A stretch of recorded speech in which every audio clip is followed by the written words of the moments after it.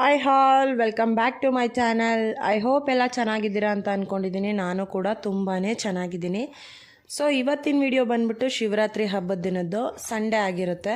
Full day vlog ಮಾಡಿದ್ದೀನಿ, ದಯವಿಟ್ಟು ಇಷ್ಟ ಆದರೆ ಚೆಕ್ ಮಾಡಿ.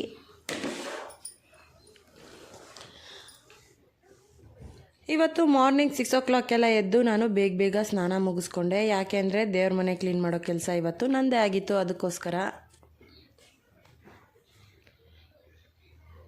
ಬೇಗ ಸ್ನಾನ ಮಾಡಿಕೊಂಡು ಟವೆಲೆಲ್ಲ ಆಚೆ ಒಣಗಾಕ್ಬಿಟ್ಟು ಬಂದೆ. ಸೊ ನನಗೂ ಒಂದು ಸ್ವಲ್ಪ ಫೇಸ್ಗೆ ಕ್ರೀಮೆಲ್ಲ ಹಾಕ್ಕೊಂಡು ರೆಡಿಯಾಗಿ ನೋಡಿ ಹೆಂಗೆ ಕಾಣಿಸ್ತಾ ಇದ್ದೀನಿ ಅಂತ. ಹಿಂಗೆ ರೆಡಿಯಾಗಿದ್ದೀನಿ. ಸೊ ಚೆನ್ನಾಗಿದ್ದೀನ ಅಂತ ಕಮೆಂಟ್ ಮಾಡಿ.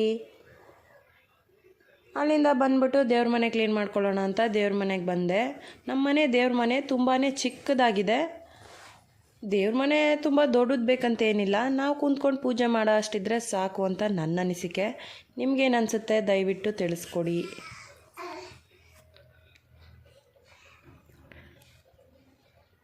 ಬೇಗನೆ ದೇವ್ರ ಮನೆ ಐಟಮ್ ಎಲ್ಲ ಎತ್ಕೊಂಡು ತೊಳ್ಕೊಳ್ಳೋಣ ಅಂತ ತೊಗೊಂಡೋದೆ. ದೇವ್ರ ಮನೆ ಐಟಮ್ ತೊಳಿಯೋಕ್ಕೆ ಒಂದು ಸ್ವಲ್ಪ ಟೈಮ್ ಹಿಡಿಯುತ್ತೆ. ಸ್ವಲ್ಪ ಟೈಮ್ ಅಂದರೆ ಒಂದು 20 ನಿಮಿಷ ಬೇಕಾಗ್ಬೋದು. ಸೊ ಅದನ್ನು ಬೇಗ ತೊಳ್ಕೊಂಡೆ. ನಾನು ಬೇರೆ ಪಾತ್ರೆ ತೊಳಿಯೋದ್ರಲ್ಲಿ ತೊಳಿತೀನಿ ಅಂದರೆ ತುಂಬ ಟೈಮ್ ಬೇಕಂತ ಹೇಳ್ಬಿಟ್ಟು ಪೀತಾಂಬರಿ ತೊಗೊಂಡೆ. ಯಾಕಂದರೆ ಅದರಲ್ಲಿ ಕ್ವಿಕ್ಕಾಗುತ್ತೆ.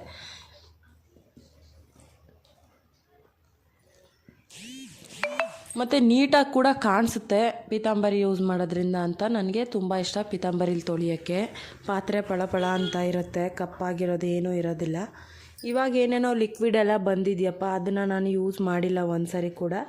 ಸೊ ಹಂಗಾಗಿ ನಾನು ಬೇರೇನೂ ತೊಗೊಂಡು ಬರಲ್ಲ. ನಾನು ಆವಾಗಿಂದನೂ ಪೀತಾಂಬರಿ ಯೂಸ್ ಮಾಡಿಕೊಂಡೆ ದೇವ್ರ ಮನೆ ಐಟಮ್ಸ್ ಎಲ್ಲ ತೊಳೆಯೋದು. ಸೊ ಅದರಲ್ಲೇ ತೊಳ್ಕೊತಾ ಇದ್ದೀನಿ. ನೀವು ದೇವ್ರ ಮನೆ ಐಟಮ್ ತೊಳೆಯೋಕ್ಕೆ ಏನು ಯೂಸ್ ಮಾಡ್ತೀರಾ ಅಂತ ಕಮೆಂಟ್ ಮಾಡಿ. ಸೊ ಫೈನಲಿ ದೇವ್ರ ಮನೆ ಐಟಮ್ಸ್ ನೋಡಿ ಹಿಂಗೆ ಕಾಣಿಸ್ತಾ ಇದೆ. ಅಂದರೆ ನಮ್ಮ ಮನೇಲಿ ತುಂಬ ಹಳೇದೆಲ್ಲ ಇರೋದ್ರಿಂದ ಅದೊಂದು ಸ್ವಲ್ಪ ಕಪ್ಪಾಗಿಬಿಟ್ಟಿದೆ. ಹಂಗಾಗಿ ಅದನ್ನು ಹೋಗ್ಸೋಕ್ಕೆಲ್ಲ ಆಗಲಿಲ್ಲ. ಇನ್ನು ಮಿಕ್ಕಿದ್ದೆಲ್ಲ ನೋಡಿ ಎಷ್ಟು ಚೆನ್ನಾಗಿ ಹೊಳಿತಾ ಇತ್ತು. ಸೊ ಫೈನಲಿ ತೊಳೆದಾದ್ಮೇಲೆ ದೇವ್ರ ಮನೆ ಒರೆಸ್ಕೋಬೇಕಿತ್ತು. ಹಬ್ಬ ಅಲ್ವಾ, ಫುಲ್ ದೇವ್ರ ಮನೆಯೆಲ್ಲ ಒರೆಸಿ ಕ್ಲೀನ್ ಮಾಡೋಣ ಅಂತ ಹೇಳ್ಬಿಟ್ಟು ಎಲ್ಲನೂ ಮಾಡ್ಕೋತಾ ಇದ್ದೆ. ಇಲ್ಲ ಅಂದಿದ್ರೆ ನಮ್ಮ ಮನೇಲಿ ದೇವ್ರ ಮನೆ ಐಟಮ್ ತೊಳ್ಕೊಂಡು ಫೋಟೋ ಮತ್ತು ಅದೇನಿದೆ ಸೆಲ್ಫು ಅಷ್ಟು ಮಾತ್ರ ಕ್ಲೀನ್ ಮಾಡಿಕೊಂಡು ಪೂಜೆ ಮಾಡಿಬಿಡ್ತಾಯಿದ್ವಿ. ಇವತ್ತು ಹಬ್ಬ ಆಗಿರೋದ್ರಿಂದ ಹೊಸ್ತಲಿಂದ ಬಾಗಿಲು ಎಲ್ಲ ಗೋಡೆ ಎಲ್ಲ ಒರೆಸಿ ಕ್ಲೀನ್ ಮಾಡೋಕ್ಕೆ ಒಂದು ಸ್ವಲ್ಪ ಟೈಮ್ ಹಿಡೀತು ಅಷ್ಟೇ. ಸೊ ಫೈನಲಿ ಎಲ್ಲನೂ ರೆಡಿ ಮಾಡ್ಕೋತಾ ಇದ್ದೆ. ಕುಂಕುಮ ಇಟ್ಕೊಂಡು ಎಲ್ಲನೂ ಮಾಡಿಕೊಂಡೆ. ಮಕ್ಕಳಿಬ್ಬರು ಮಲಗಿದ್ರು. ಸೊ ಹಂಗಾಗಿ ನನಗೆ ಸ್ವಲ್ಪ ಟೈಮ್ ಜಾಸ್ತಿನೇ ಇತ್ತು. ಅವ್ರು ಮಲಗಿದ್ರೆ ನನಗೆ ಬೇರೆ ಕೆಲಸ ಮಾಡ್ಕೊಳ್ಳೋಕ್ಕೆ ಸ್ವಲ್ಪ ಈಸಿ ಆಗುತ್ತೆ. ಅವ್ರು ಎದ್ಬಿಟ್ರೆ ಅಂತೂ ನನ್ನ ಕೆಲಸಗಳೇ ಹೋಗಲ್ಲ. ಸೊ ನಿಧಾನ ಆಗಿಬಿಡುತ್ತೆ. ಇವತ್ತು ಹಬ್ಬ, ಹೊರಗಡೆ ಹೋಗೋಣ ದೇವಸ್ಥಾನಕ್ಕೆ ಅಂತ ಹೇಳ್ಬಿಟ್ಟು ನಮ್ಮ ಮನೆಯವರು ಕಾಲ್ ಮಾಡಿದರು. ಸೊ ಬೇಗ ರೆಡಿ ಆಗಬೇಕು ನಾನು ಅಂತ ಹೇಳ್ಬಿಟ್ಟು ಬೇಗ ಮಾಡ್ಕೋತಾ ಇದ್ದೆ. ನಾನು ಹಂಗೂ ಪೂಜೆ ಮಾಡೋಣ ಇನ್ನೇನು ಮುಗೀತು ಅನ್ನೋ ಅಷ್ಟೊತ್ತಿಗೆ ನನ್ನ ಮಗಳು ಫೈನಲಿ ಎದ್ದೇ ಬಿಟ್ಲು. ಅವಳು ಏನೇ ಮಾಡಿದ್ರು 8 o'clock ಒಳಗಡೆ ಎದ್ಬಿಡ್ತಾಳೆ. ನನ್ನ ಮಗಳು 2ನೇವಳಿಗೆ 1 ವರ್ಷ ಕಂಪ್ಲೀಟ್ ಆಗಿದೆ. ಅದು 4 to 5 days ಆಗಿದೆ ಅಷ್ಟೇ ಕಂಪ್ಲೀಟಾಗಿ. ಅವಳು ಎದ್ದರೆ ನನ್ನ ಹತ್ರನೇ ಇರ್ತಾಳೆ. ಆಚೆ ಅವ್ರ ಹತ್ರ ಯಾರೂ ಹೋಗೋದಿಲ್ಲ. ಮತ್ತು ಪ್ಲಸ್ ಅವಳು ಇವಾಗ ತವಿಯೋದೆಲ್ಲ ಕಲ್ತ್ಬಿಟ್ಟಿದ್ದಾಳೆ. ಒಂದು ಕಡೆ ಕೂರೋದಿಲ್ಲ, ಹಿಂದಿಂದನೇ ಓಡಾಡ್ಕೊಂಡಿರ್ತಾಳೆ. ಏನಾದರೂ ಬೀಳ್ಸೋದು, ಎತ್ತಾಕೋದು ಅಥವಾ ಅವಳು ಬೀಳೋದು ಇದೇ ಆಗಿಬಿಡುತ್ತೆ ಅವಳ ದಿನ. ಹಾಗಾಗಿ ನಾನು ಅವಳನ್ನ ನೋಡ್ಕೋತಾ ಇರಬೇಕು. ನೋಡಿ ಎದ್ದು ಹೆಂಗಿಂದೆ ಬಂದು ಕುಂತಿದ್ದಾಳೆ. ಪೂಜೆ ಮಾಡೋಷ್ಟೊತ್ತಿಗೆ ಎದ್ಬಿಟ್ಲು. ಪರವಾಗಿಲ್ಲ, ನನ್ನ ತಂಗಿ ಇದ್ಲಲ್ಲ ಮನೇಲಿ, ಇವತ್ತು ಸಂಡೇ. ಹಾಗಾಗಿ ಅವಳು ನನ್ನ ತಂಗಿ ಪಾಪು ಎತ್ಕೊಂಡಿದ್ಲು. ಬೇಗ ಪೂಜೆ ಮುಗಿಸ್ಕೊಂಡು ತಿಂಡಿ ಕೂಡ ಮಾಡಬೇಕಿತ್ತು ಇವತ್ತು. ದೇವರಿಗೆ ನೈವೇದ್ಯಕ್ಕೆ ಅಂತ ಹೇಳ್ಬಿಟ್ಟು ಪಂಚಾಮೃತ ಮಾಡಿಟ್ಟಿದ್ದೆ. ಬೇರೆ ಎಲ್ಲ ತಿಂಡಿ ಮಾಡಿಲ್ಲ ಅಂತ ಹೇಳ್ಬಿಟ್ಟು ಅದನ್ನೇ ನೈವೇದ್ಯ ಇಟ್ಟು ಪೂಜೆ ಮುಗಿಸ್ಕೊಂಡು ನಾನು ತಿಂಡಿ ರೆಡಿ ಮಾಡ್ಕೋತಾ ಇದ್ದೀನಿ. ತಿಂಡಿಗೆ ಇವತ್ತು ಪಲಾವ್ ಮಾಡ್ತಾಯಿದ್ದೀನಿ ಮತ್ತು ಶಾವಿಗೆ ಪಾಯಸ.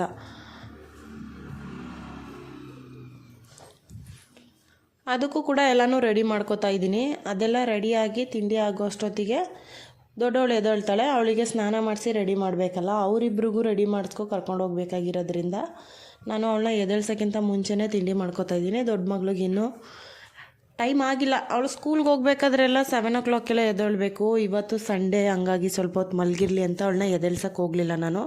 8:30ಗೆ ಎದ್ದೇಳ್ಸೋಣ ಅಂತ ಹೇಳ್ಬಿಟ್ಟು.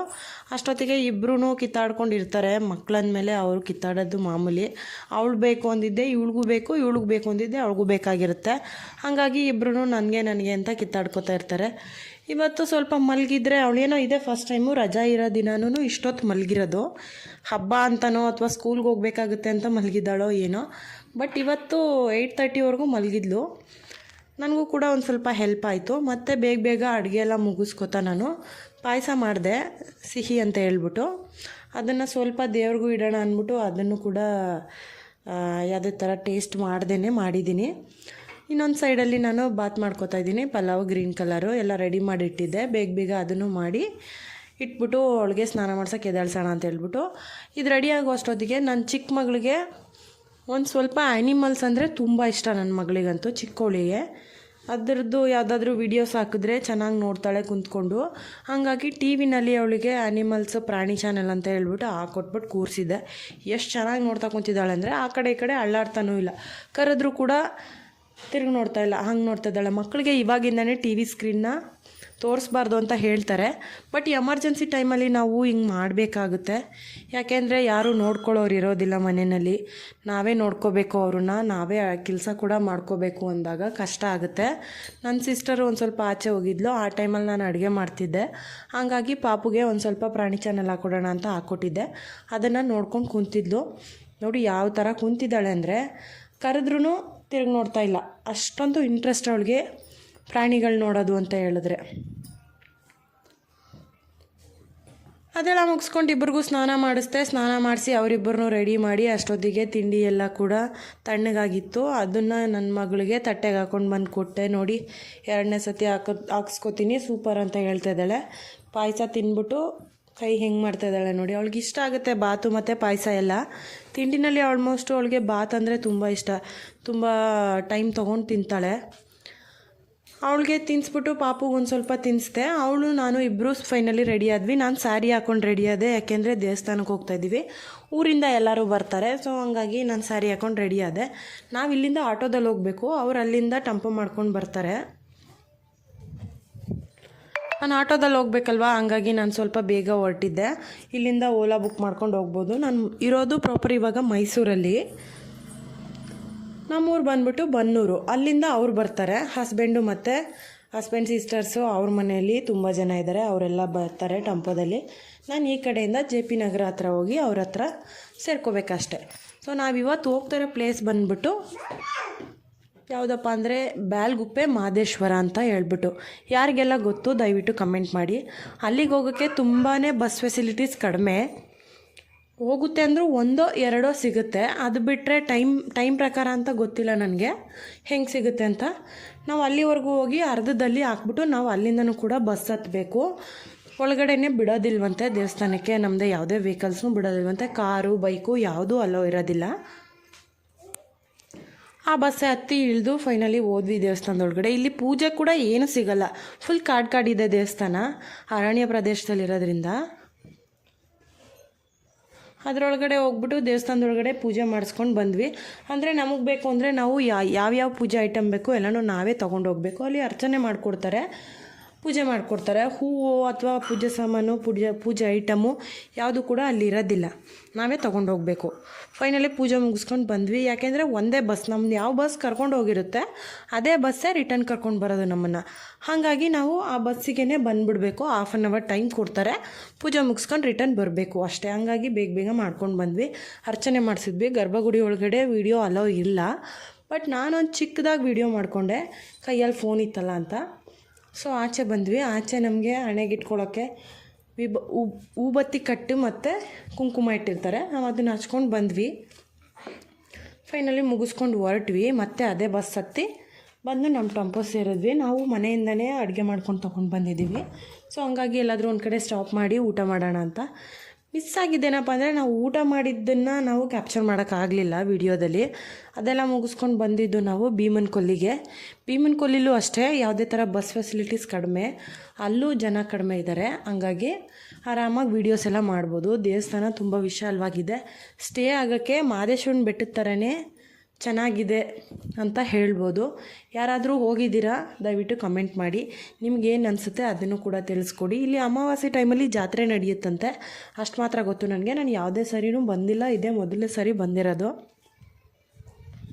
ಹೇಗಿರುತ್ತೆ ಅನ್ನೋ ಅನುಭವ ನನಗೆ ಕಡಿಮೆ. ದೇವಸ್ಥಾನ ನೋಡಿ ಹಿಂಗಿದೆ, ತುಂಬಾ ಚೆನ್ನಾಗಿದೆ. ಸೊ ನಾವು ಬಂದು ಎಲ್ಲ ಖುಷಿಯಾಗಿ ವಾಪಸ್ ಹೊರಟ್ವಿ. ವಿಡಿಯೋ ಫೋಟೋ ಎಲ್ಲ ತಕ್ಕೊಂಡು ಹೊರಟ್ವಿ. ನಾವು ಹೊರಡೋ ಅಷ್ಟೊತ್ತಿಗೆ 7:30 ಆಗಿತ್ತು ಟೈಮು. ನಾವು ಮನೆಗೆ ಬಂದಿದ್ದು ಆಲ್ಮೋಸ್ಟು 9 ಆಗಿತ್ತು. ಅಷ್ಟೊತ್ತಾಗ್ಬಿಟ್ಟಿತ್ತು. ಬೇಗನೆ ಬಂದುಬಿಟ್ವಿ. ಎಲ್ಲೂ ಹೋಗಲಿಲ್ಲ. ದೇವಸ್ಥಾನ ಮುಗಿಸ್ಕೊಂಡು ಅಲ್ಲಂತೂ ನೀರೆಲ್ಲ ಇದೆ, ತುಂಬ ಚೆನ್ನಾಗಿ ಆಟ ಆಡೋದು. ಸ್ವಿಮ್ ಮಾಡೋರಿಗೆಲ್ಲ ತುಂಬಾ ಚೆನ್ನಾಗಿದೆ ನೀರು. ವೀವ್ಸ್ ಅಂತೂ ತುಂಬ ಚೆನ್ನಾಗಿದೆ. ಸನ್ಸೆಟ್ ಆಗೋದೆಲ್ಲ ಕ್ಯಾಪ್ಚರ್ ಮಾಡಿದ್ವಿ. ಅಲ್ಲಿ ಬೋಟಿಂಗ್ ಕೂಡ ಇದೆ. ನಮಗೆ ಅಷ್ಟೊಂದು ಟೈಮ್ ಇರಲಿಲ್ಲ ಅದೆಲ್ಲ ನೋಡೋ ಅಷ್ಟು. ಸೊ ಹಂಗಾಗಿ ನಾವು ಇದ್ದಿದ್ದು ಮಾಡ್ಕೊಂಡು ಬಂದುಬಿಟ್ವಿ. ಯಾರ್ಯಾರು ಹೋಗಿದ್ದೀರಾ ದಯವಿಟ್ಟು ಕಮೆಂಟ್ ಮಾಡಿ. Thank you for watching. Bye.